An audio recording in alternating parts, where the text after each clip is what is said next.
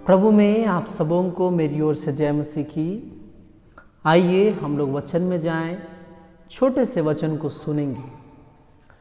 प्रिय प्रभु, फिर से एक बार दुआ करते हैं प्रेमी खुदा, जब हम लोग तेरे वचन को सुने हमारा जीवन बदल जाए पिता। तेरी उपस्थिति में काम कर पिता। तो हम लोगों के जीवन में तेरे वचन के तहत जो बोलना चाहता है वो हमसे बोलवा पिता परमेश्वर, वो हमसे करवा पिता। यीशु के नाम से मांगते हैं पिता, आमीन। आइए हम लोग वचन में जाएं। निर्गमन की पुस्तक उसका 32वां अध्याय, उसका मैं आज जो वचन बता रहा हूं, इसके पहले जो वचन डाला था, परमेश्वर से क्या आप कनेक्टेड हैं, उस वचन का बाद का मैटर है ये। इसको आप लोग पढ़ेंगे। निर्गमन 32 का 15। तब मूसा मुड़कर साक्षी की दोनों तख्तियों को हाथ में लिए हुए पहाड़ से उतर गया। उन तख्तियों के इधर और उधर दोनों ओर लिखा हुआ था, और वे तख्तियां परमेश्वर की बनाई हुई थी। उन पर जो खोद कर लिखा हुआ था वह परमेश्वर का लिखा हुआ था।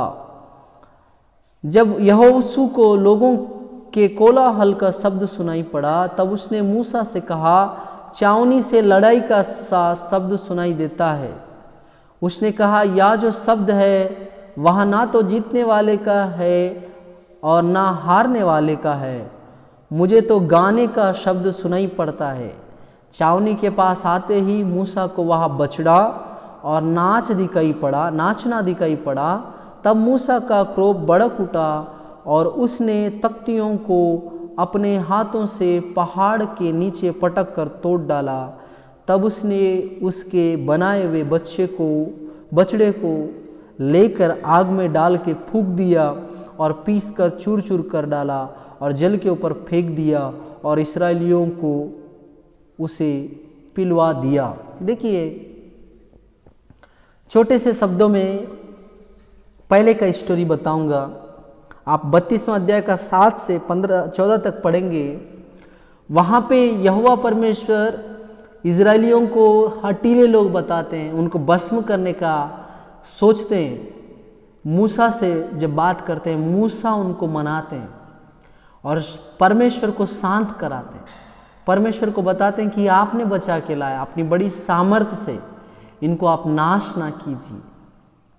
और जब परमेश्वर अपने नाश करने के उद्देश्य से पछताते हैं, उसके बाद मूसा 15 से लेकर अभी जो 20 तक पढ़ा, उसमें मूसा परमेश्वर के दिए वाले 2 तख्तियों को, जिसमें 10 आज्ञाएं लिखे थे, पकड़ के नीचे उतरते हैं और उनको देखने के बाद वो तख्तियों को पहाड़ से नीचे डाल के तोड़ देते हैं।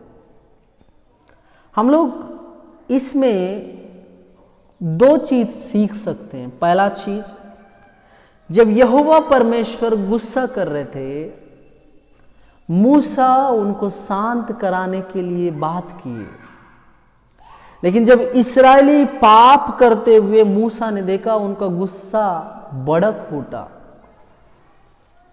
2 चीज हम लोग इसमें सीख सकते हैं। पहला चीज, मूसा जब तक यहोवा परमेश्वर के साथ था, उसके जीवन में क्रोध नहीं था। उसके जीवन में लोगों को बचाने की, लोगों के लिए बात करने की और लोगों के गलतियों को माफ करने और कराने की क्षमता थी। ये क्षमता कहां से आई? जब तक वो परमेश्वर के साथ था, परमेश्वर को देख रहे थे मूसा जी।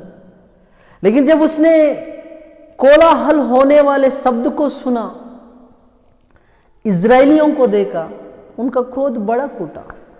आज मैं ये वचन सुनने वाले सबसे पूछ रहा हूं कि कब आपको गुस्सा आता है? जब आप परमेश्वर को छोड़ के इंसानों को देखते हैं। कब आपको गुस्सा आता है? जब आप परमेश्वर के उपस्थिति को छोड़ के इंसानों के बीच में आते हैं। मेरा कहने का तात्पर्य ये है, अगर आप नित्य परमेश्वर को देखने वालों में से हैं, नित्य परमेश्वर के साथ संगति रखने वालों में से हैं, नित्य परमेश्वर की उपस्थिति में रहने वालों में से है, मैक्सिमम आपको गुस्सा नहीं आएगा। लेकिन अगर आप परमेश्वर को देखना छोड़कर इंसानों को देखोगे, परमेश्वर की उपस्थिति को छोड़कर इंसानों के बीच में रहोगे,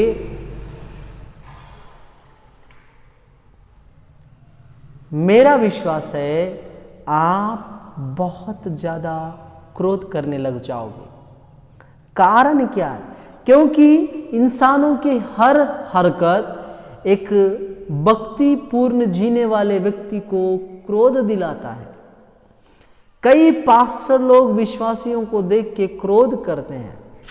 मैं वो पास्टर लोग से पूछता हूं, आप जिन विश्वासियों को देख के क्रोध कर रहे हैं, इसका मतलब है कि आप परमेश्वर को छोड़ के उनको देख रहे हो, इसलिए आपको गुस्सा आ रहा है। और उन पास्टरों जैसे और उन पास्टर फैमिली वालों में मैं भी आता हूं, क्योंकि मैं भी एक परमेश्वर के दास का बेटा हूं। मुझको भी कई दफा इंसानों को देखने से क्रोध आता है, उनके हरकतों को देखने से। मसीहत को छोड़कर इनको देख के मूसा को क्यों क्रोध आया? क्योंकि ये एक बछड़ा को बनाकर उसकी उपासना कर रहे हैं, उसके सामने नाच रहे हैं, गा रहे हैं। मैं क्या कहना चाहता हूं, आज का मसीहत ऐसी ही है। डीजे सॉन्ग्स में डांस करना, पबमन में जाना, क्लबमन में जाना, पार्टियों में जाना, आज का मसीह कल्चर इतना घटिया बन गया। आज लोगों को पब में जाना, क्लब में जाना, पार्टियों में जाना, डीजे में डांस करना बहुत अच्छा लगता है, लेकिन परमेश्वर के भवन आने से उनको तकलीफ होता है, आना नहीं चाहते। जबकि परमेश्वर का व्यवस्था निर्गमन की पुस्तक में आप 31वां अध्याय 12 से लेके 18 तक पढ़ेंगे तो वहां लिखा है, जो व्यक्ति 7वां दिन काम करे वो व्यक्ति मार डाला जाए। परमेश्वर की कलीसिया को छोड़ के बाकी हर जगह जा रहे हैं। सतर्क हो जाइए प्रिय बहन, प्रिय भाई। आप परमेश्वर को देखने वाले हैं, आपको गुस्सा नहीं आएगा, आप सुकून से जी पाएंगे। लेकिन आप इंसान को देखेंगे, आपको गुस्सा आएगा, आप पाप में गिर जाएंगे। आइंदा आप इंसानों को देखना छोड़ दीजिए। कुछ लोग बड़े बड़े पास्टर लोगों को देख देख के जीते हैं। नहीं, गलत कर रहे हैं आप। कुछ लोग बड़े बड़े क्या बोलना चाहिए, भविष्यवक्ताओं के पीछे रहकर उनको देख के जी रहे हैं, गलत कर रहे हैं आप। वो भी तो इंसान है। परमेश्वर के चुने वाले लोग हैं इजरायली, लेकिन मूसा को उनको देखते साथ गुस्सा आया। लेकिन वहीं पे गुस्सा करने वाले परमेश्वर को भी मूसा समझा पाया। कारण क्या है? मूसा परमेश्वर की उपस्थिति में है। मेरा आज लास्ट क्वेश्चन ये, क्या आप परमेश्वर की उपस्थिति में हैं? क्या आप परमेश्वर को देख रहे हैं? क्या आप परमेश्वर के साथ संगति बना के रखें? क्या आप इंसान को देख रहे हैं? इंसान के संगति में है, इंसान के साथ रहते हैं? ये क्वेश्चन आप अपने आप से कीजिए। आप किस लिस्ट में, परमेश्वर को देखने वाले लिस्ट में या इंसान को देखने वाले लिस्ट में? परमेश्वर के संगति वाले लिस्ट में, इंसान के संगति वाले लिस्ट में? परमेश्वर के आज्ञाओं को मान के उसमें चलने वालों के लिस्ट में है या संसार के लोगों का बात मान के चलने वालों की लिस्ट में? आपको डिसाइड करना पड़ेगा आप किस लिस्ट में रहेंगे। इसलिए सतर्क हो जाइए। परमेश्वर आपसे प्रेम करता है, परमेश्वर की संगति में रहिए, परमेश्वर आपके जीवन को बदलेगा। आइए हम अपने आंखों को बंद करें, हम प्रार्थना करेंगे।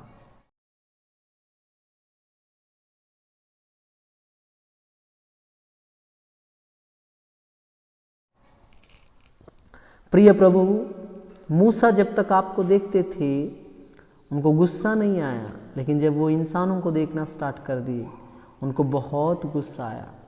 इसी प्रकार प्रिय प्रभु, हम प्रार्थना करते हैं कि यहाँ जितने लोग इस वचन को सुन रहे हैं वो इंसानों को देखने वाले नहीं, आपको देखने वाले बने। इंसानों के साथ रहने वाले नहीं, आपके संग संग रहने वाले बने। पिता, ये वचन सुनने वाले सबका जीवन बदल जाए, यीशु के नाम से मांगता हूँ पिता, आमीन। आप सबों को जय मसीह की।